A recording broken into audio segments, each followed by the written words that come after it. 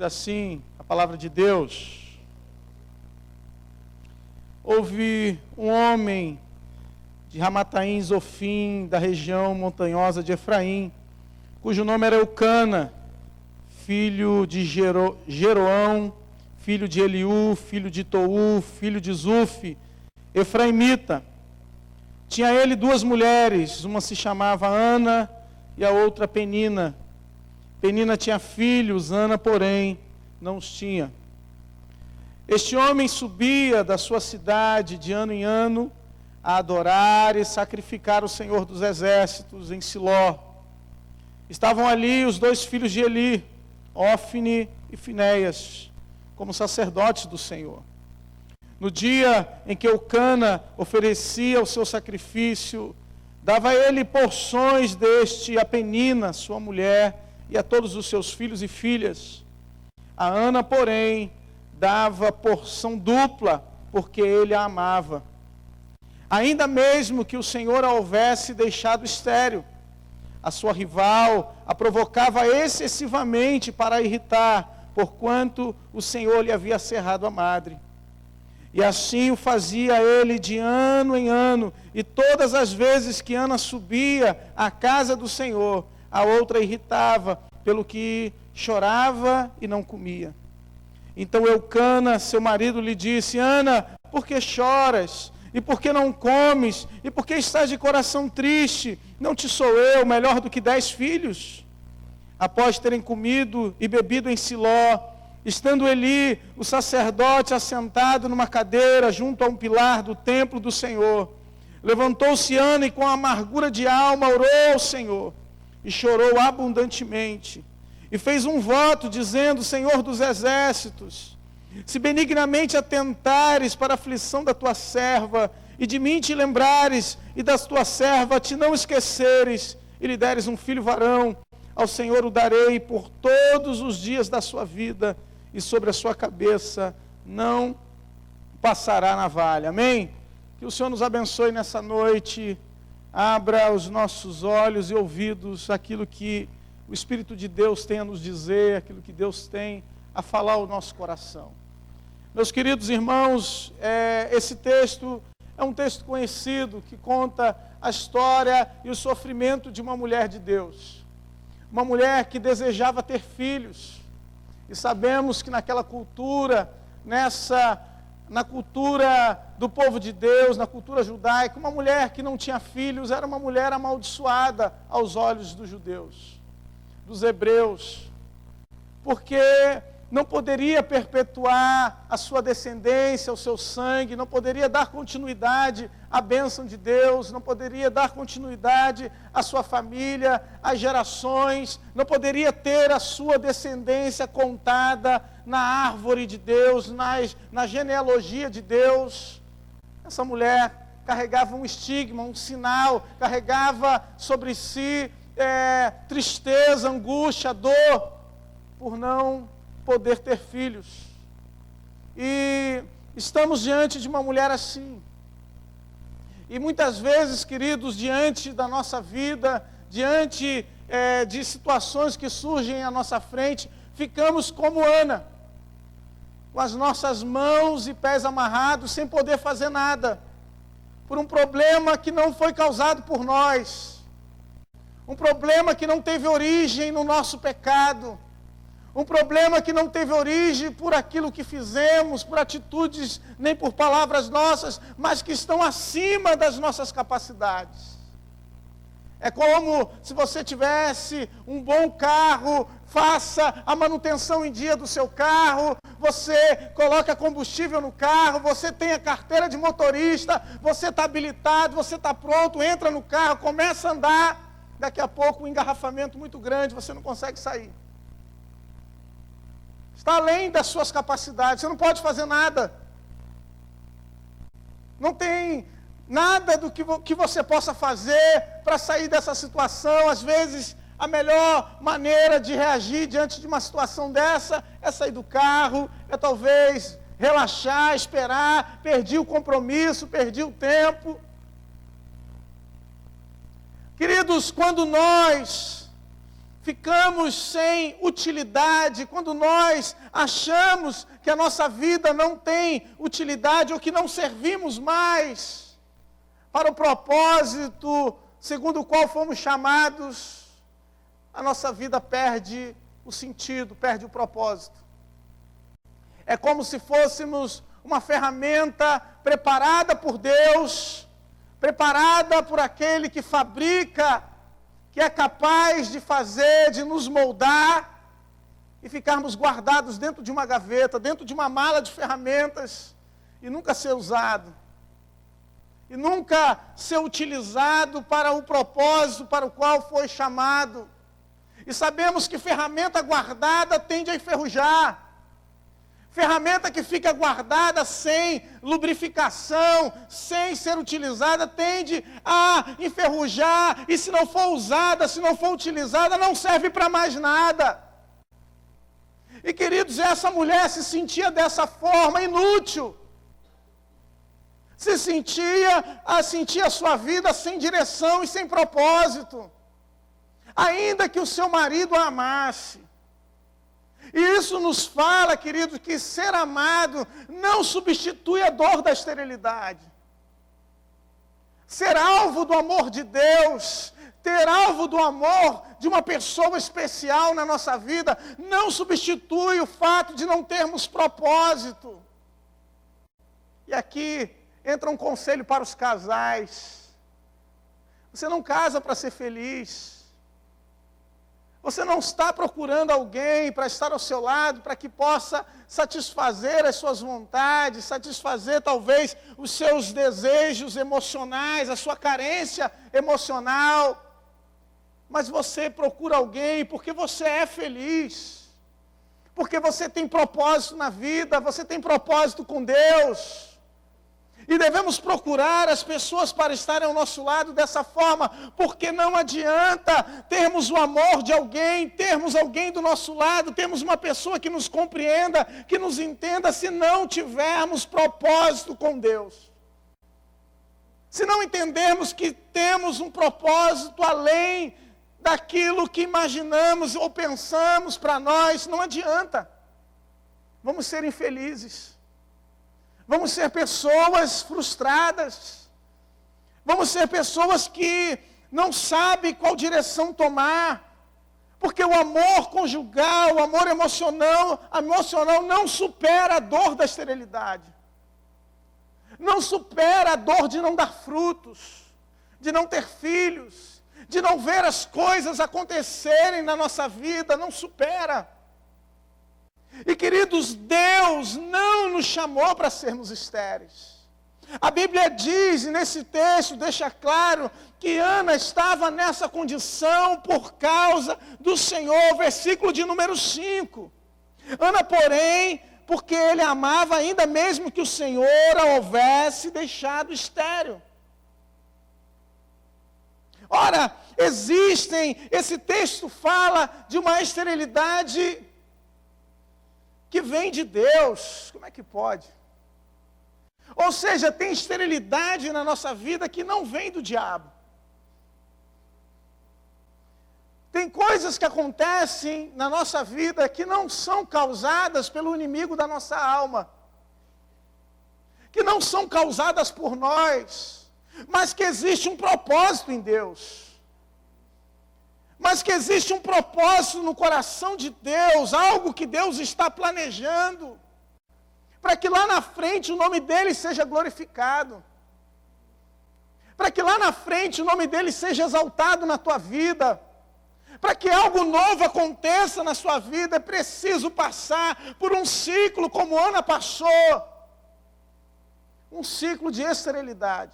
E você sabe que tudo que há na natureza tem um ciclo. A semente brota, a árvore cresce, gera frutos, que joga mais semente no chão e que cresce, gera frutos. E é uma continuidade, a nossa vida é assim. A nossa vida é uma vida de ciclos. No nosso corpo, Ontem o irmão aqui falou do nosso encontro de homens, mas foi lembrado que células todos os dias no nosso corpo precisam morrer para que outras possam nascer. Precisamos entender que fazemos parte de um ciclo. E essa mulher estava envolvida num ciclo de esterilidade, onde nada do que ela fazia nessa área gerava filhos e frutos. E ela acreditava, queridos, em buscar a Deus, em estar na presença de Deus. Não questionamos a fidelidade dessa mulher, porque todos os anos ela ia ao templo buscar ao Senhor. Isso fala conosco também que ter esterilidade ou ter uma vida estéril não é sinal de infidelidade a Deus, não é sinal do pecado que cometemos. É sinal de que Deus pode estar trabalhando na nossa vida. De que Deus pode estar tirando talvez aquilo que não serve. Deus pode estar trabalhando no nosso coração. Deus pode estar fazendo coisas grandes dentro de nós que nós não compreendemos. Aleluia, Jesus. Mas ela estava sem propósito. E viver sem propósito, querido, é uma coisa terrível. É uma das piores coisas que pode acometer o ser humano. É uma coisa terrível quando eu falo com alguns jovens hoje, e eu pergunto, qual o teu sonho? O que você pensa para amanhã? Não sei. O que você tem planejado? Não sei, não.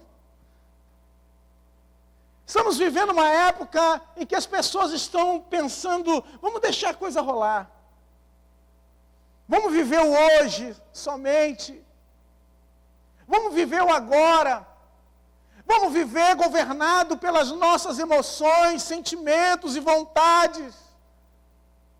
Mas o propósito de Deus é que você viva conforme a sua palavra.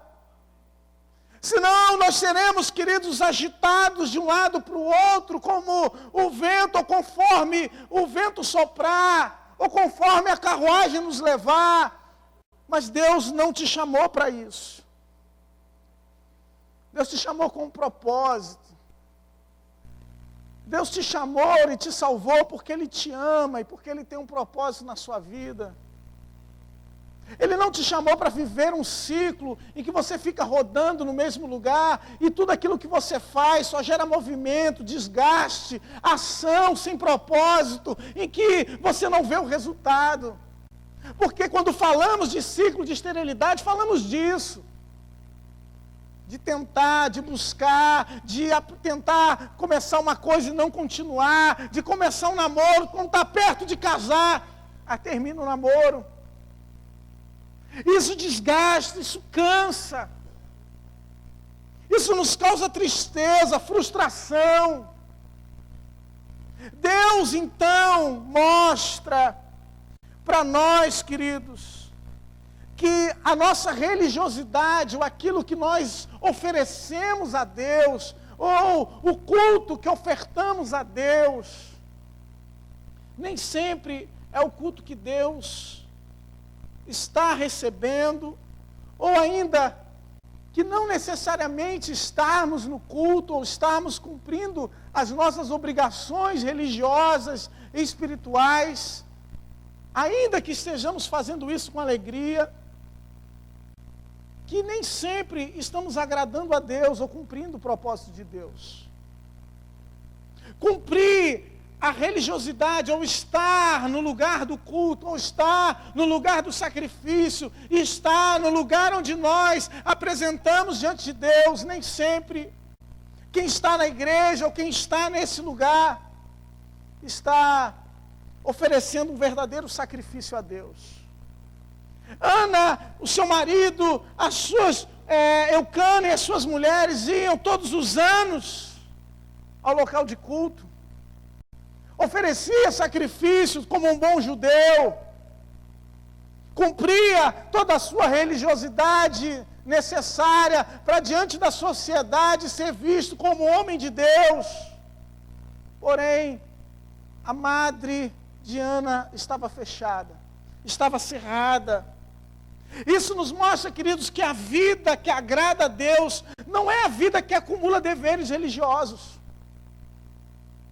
A vida que agrada a Deus não é uma vida que nós acumulamos sobre nós obrigações e responsabilidades religiosas para oferecer para Deus.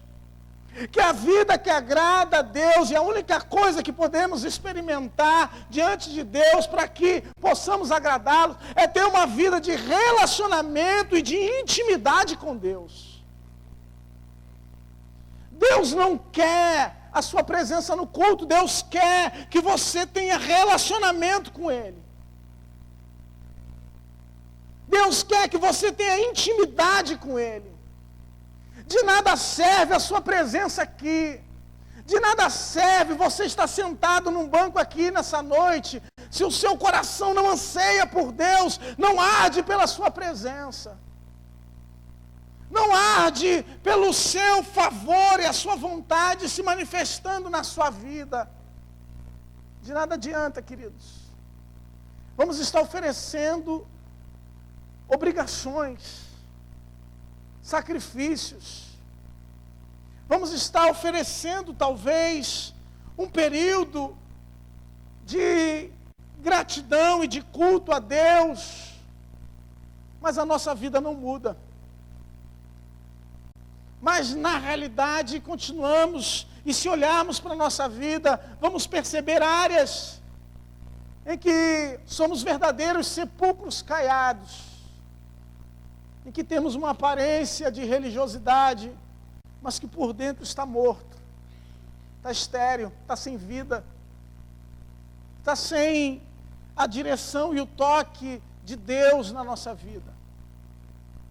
E se nós olharmos para a nossa família, para o nosso culto, para a nossa adoração, se nós olharmos para a vida profissional de alguns, se nós olharmos para a vida sentimental de alguns, parece que tudo conspira contra.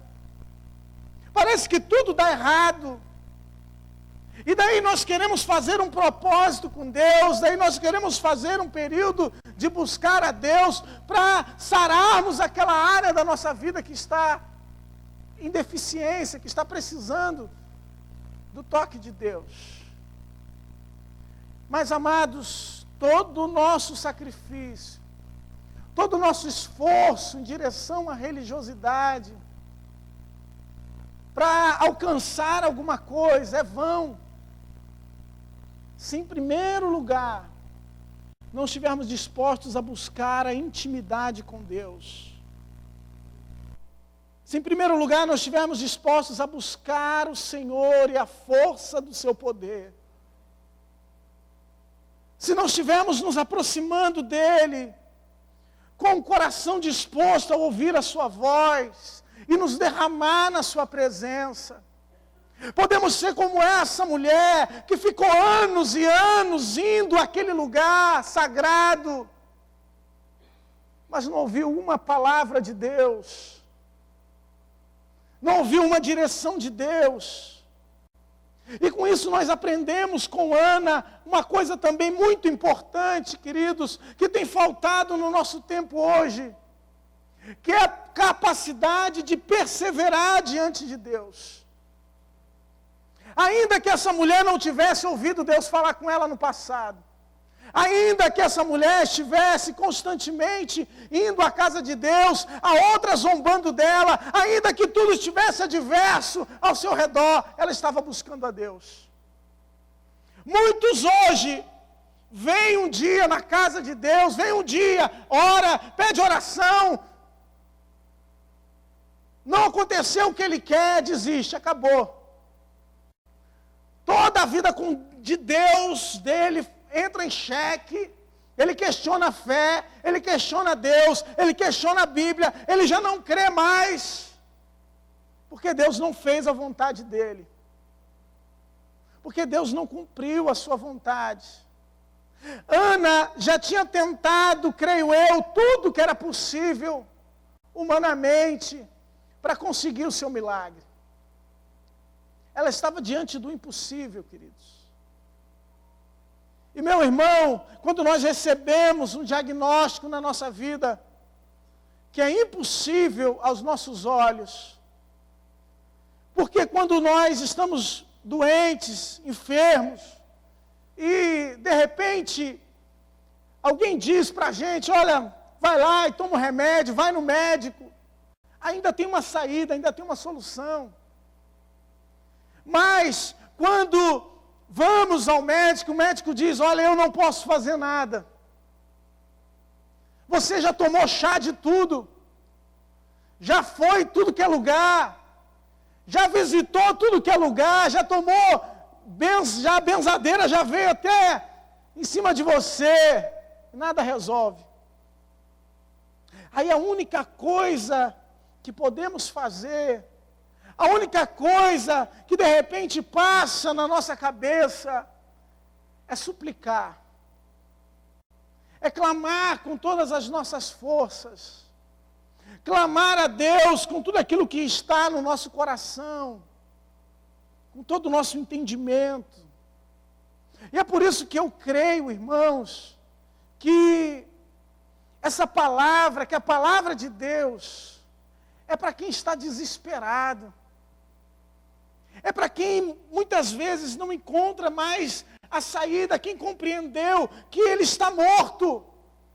E a Bíblia é clara quando diz que nós estamos mortos em nossos delitos e pecados. Ninguém que está aqui, nenhum de nós que está aqui dentro hoje, é santo por suas próprias forças. É santo porque venceu o pecado na sua força de vontade. Não.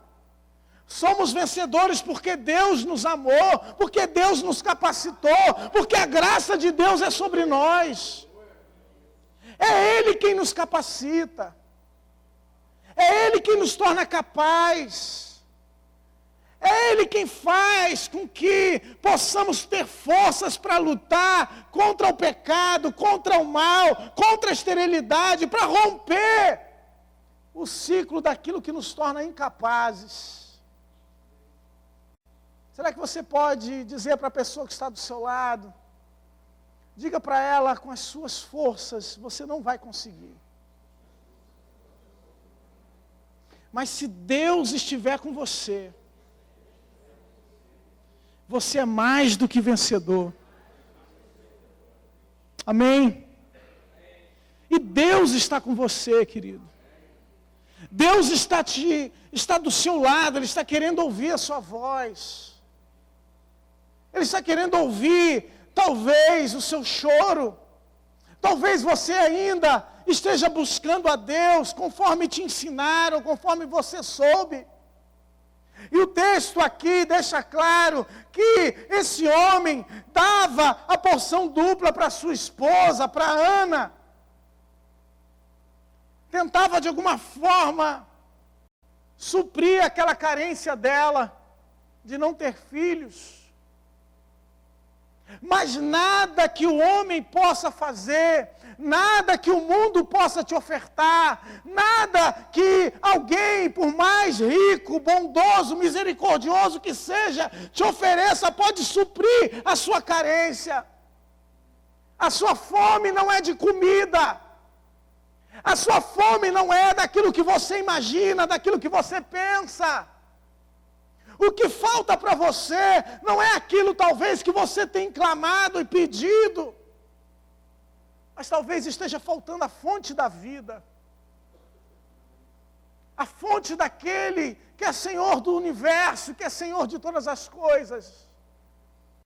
Talvez esteja faltando algo que é essencial e estamos preocupados com aquilo que é pequeno. Talvez estejamos preocupados demais com os nossos problemas, enquanto Deus tem interesses maiores com você. Enquanto Deus tem um propósito maior na sua vida. Enquanto Deus quer te ensinar a romper esse ciclo e fazer algo poderoso e maravilhoso para o nome dEle.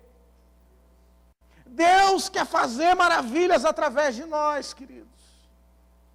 Essa mulher esperou todo mundo comer, ela não comeu, ela estava entristecida. Quantos de nós já não ficamos assim, queridos? A nossa alma tão amargurada, tão entristecida, que sequer temos forças para comer. que sequer temos forças para nos alimentar. Ficamos deprimidos, cansados de tentar e não conseguir. Essa mulher tomou uma atitude ousada. Ela tomou uma atitude que não era comum. O texto diz que ela se levantou e foi próximo ao sacerdote, e ela começou a orar ao Senhor por dentro, onde ninguém pode sondar, somente Deus. Porque quando falamos, quando expressamos com os nossos lábios, alguém pode ouvir a nossa voz. Quando você publica alguma coisa no seu story do Facebook, Instagram, onde quer que seja, alguém vai ler. Mas só existe um que lê o coração. Só existe um que sonda o nosso coração e lê o que está escrito lá. Onde ninguém pode chegar, onde ninguém pode ler. E esse é o Senhor da tua vida. Enquanto essa mulher estava naquele lugar em que ela estava chorando, a sua alma amargurada, ela orou ao Senhor e chorou. A Bíblia diz que abundantemente. E os seus lábios se moviam, porém não saíam palavras. Mas o Deus que sonda o coração estava com ela. Meu irmão, nessa noite existe um Deus que sonda o teu coração. Existe um Deus que sabe do teu sofrimento. Existe um Deus que sabe e conhece os teus sonhos, as tuas vontades. Um Deus que está presente na sua vida, ainda que você não veja. Ainda que no passado você já tenha clamado. Ainda que muitas coisas você já tenha feito para Ele e não tenha visto nada. Existe um Deus que te sonda. Existe um Deus que te conhece. Existe um Deus presente na sua vida. Essa mulher, enquanto ela orava ao Senhor, de repente, esse sacerdote, Eli, se levanta. Acha que ela está embriagada. Oh, Senhor. Aleluia, Jesus. O Senhor então nos ensina, queridos, o que devemos fazer para romper.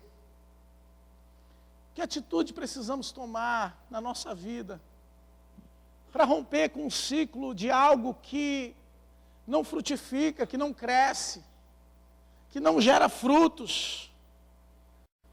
E a primeira coisa que essa mulher fez foi se colocar debaixo da mão misericordiosa de Deus. Às vezes nós estamos dispostos a fazer muita coisa. Tem gente que está disposto a fazer coisas incríveis, mirabolantes. Se você falar para ele, ele faz na hora. Mas o que Deus espera de você é um coração que se humilhe. É um coração que se prostre diante de Deus. Um coração que esteja disposto a clamar a Deus e chorar na sua presença. Essa mulher se humilhou diante de Deus. Ela se colocou debaixo da misericórdia de Deus e reconheceu que por ela era impossível alcançar o seu milagre. Meu irmão, tem coisa que pela sua vontade você não vai conseguir. Talvez emagrecer você consiga com a sua vontade. Talvez, se você fizer exercícios, você consegue emagrecer.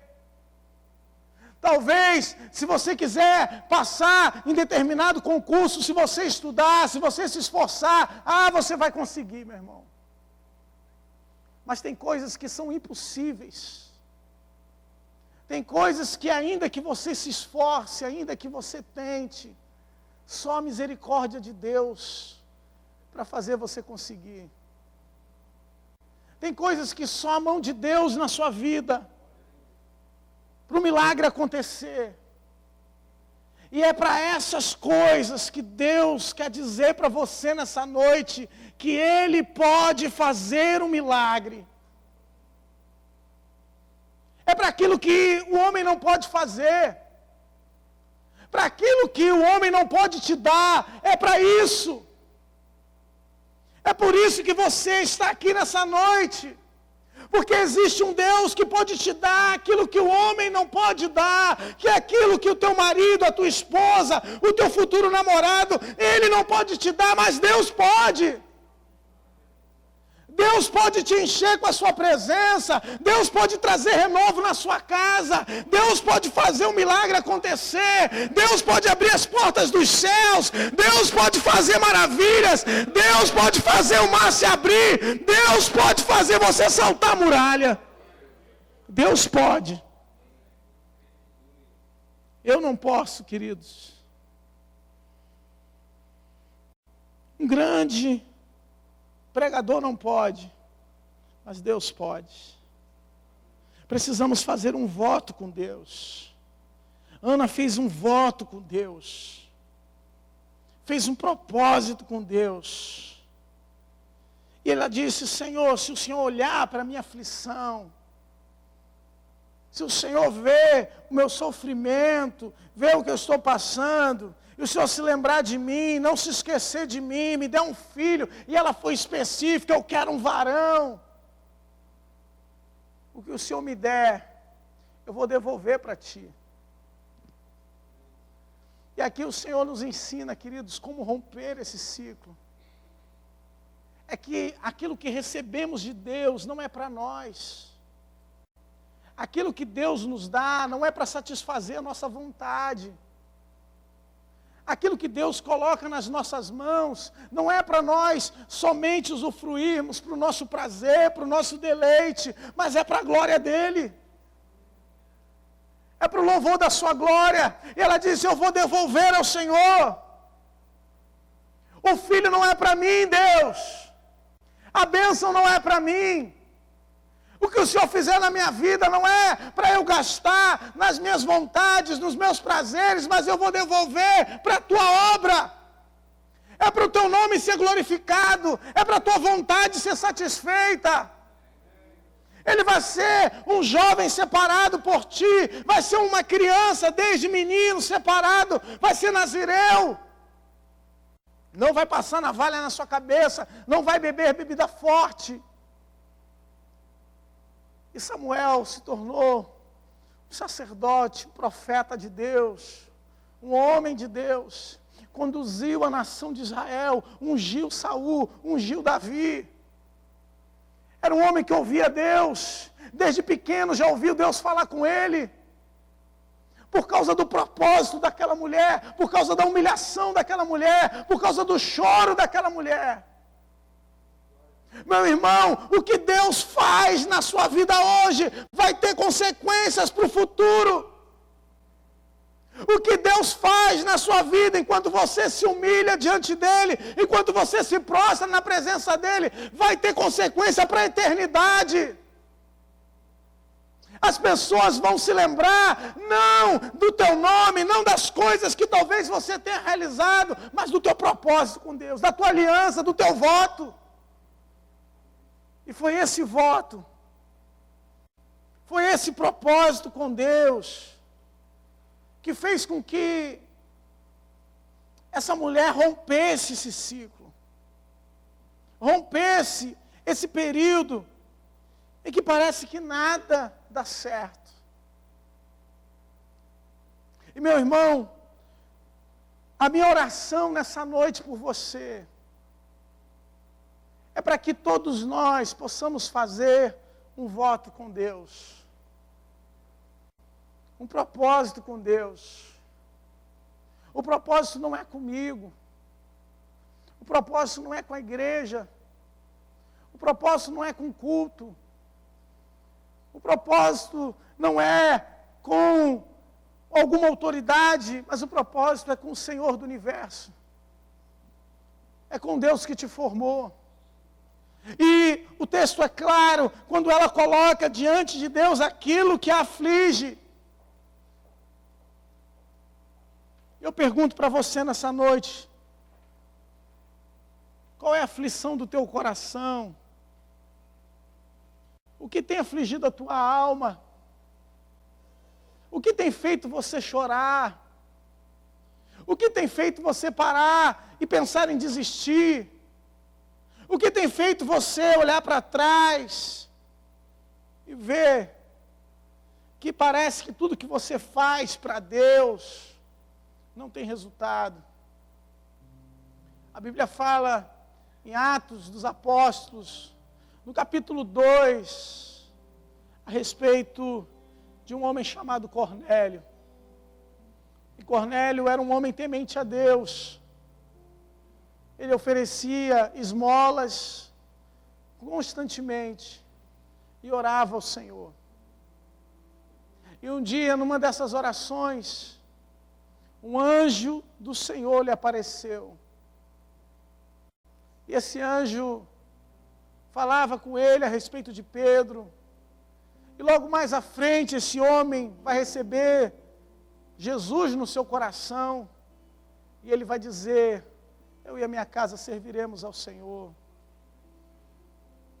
Meu irmão, talvez o que você faça hoje, talvez a sua disciplina espiritual de orar, de buscar a Deus, o seu jejum, talvez para muitos possam parecer, como eu disse aqui, uma atitude externa, ou talvez para muitos possa parecer algo que não parte de um coração que adora, que é grato a Deus, que é somente cumprir uma religiosidade.